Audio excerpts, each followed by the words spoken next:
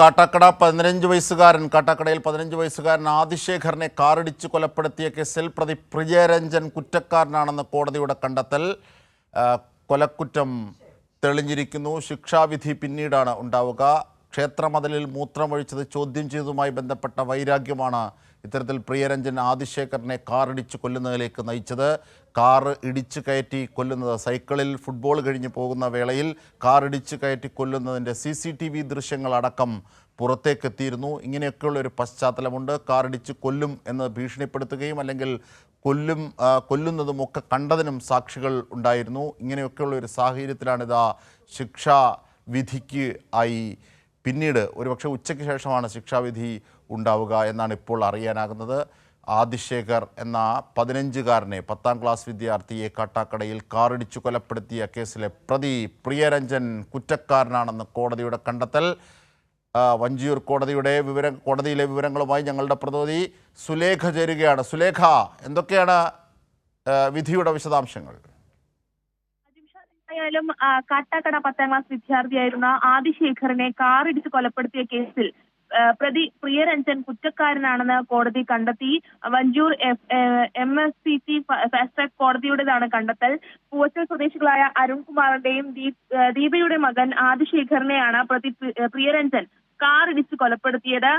ഈ ക്ഷേത്രമതിലിൽ മൂത്രമൊഴിച്ചത് ഈ ആദിശേഖർ ചോദ്യം ചെയ്തതിലുള്ള വൈരാഗ്യം കാരണമാണ് ഇത്തരത്തിൽ പ്രിയരഞ്ജൻ കാറിടിച്ച് കൊലപ്പെടുത്ത സാഹചര്യത്തിലേക്ക് കാര്യങ്ങൾ പോയത്. 2023 ഓഗസ്റ്റ് 30-നാണ് സംഭവം നടന്നത്.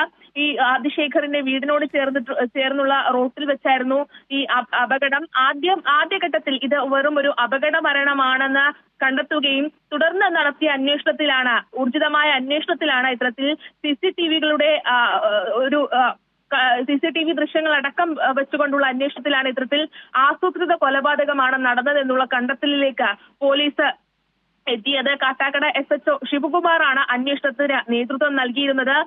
SUV കാറാണ് ഇത്തരത്തിൽ ഇലക്ട്രിക് കാറും ആദ്യത്തെ സൈക്കിളും തമ്മിൽ ഇടിക്കുന്ന ഒരു ദൃശ്യം, ആ ഒരു CCTV ദൃശ്യത്തിന്റെ അടിസ്ഥാനത്തിൽ നടത്തിയ അന്വേഷണത്തിലാണ്, കൃത്യമായ രീതിയിലുള്ള അന്വേഷണത്തിലാണ് ഇതൊരു കൊലപാതകമാണ് എന്ന് തെളിഞ്ഞത്. ആദ്യഘട്ടത്തിൽ വെറും ഒരു അപകട മരണമാണെന്ന് തള്ളിക്കളഞ്ഞ ഒരു സംഭവമാണ് പിന്നീട് CCTVയുടെയും അതിനൊപ്പം തന്നെ ദൃക്സാക്ഷികളുടെയും മൊഴികൾ അടിസ്ഥാനപ്പെടുത്തി നടത്തിയ ഒരു അന്വേഷണത്തിൽ കൊലപാതകമാണെന്ന് തെളിയുകയും പിന്നീട് ഇപ്പോൾ ഇതാ വഞ്ചിയൂർ കോടതി പ്രിയരഞ്ജൻ കുറ്റക്കാരനെന്ന് കണ്ടെത്തുകയും ചെയ്തു. എന്തായാലും 12-ക്ക് ശിക്ഷാവിധിയിന്മേലുള്ള വാദം ഉണ്ടാകും. അതിനുശേഷമായിരിക്കും ഈ കേസിലെ വിധി ഉണ്ടാവുക. അജിംഷാദ്, തീർച്ചയായും കുറ്റക്കാരനാണെന്ന് കണ്ടെത്തിയിരിക്കുന്നു.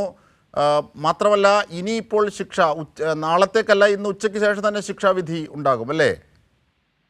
എന്തായാലും ഇന്ന് 12-ക്കാണ് ശിക്ഷാവിധിയിന്മേലുള്ള വാദപ്രതിവാദങ്ങൾ നടക്കുന്നത്.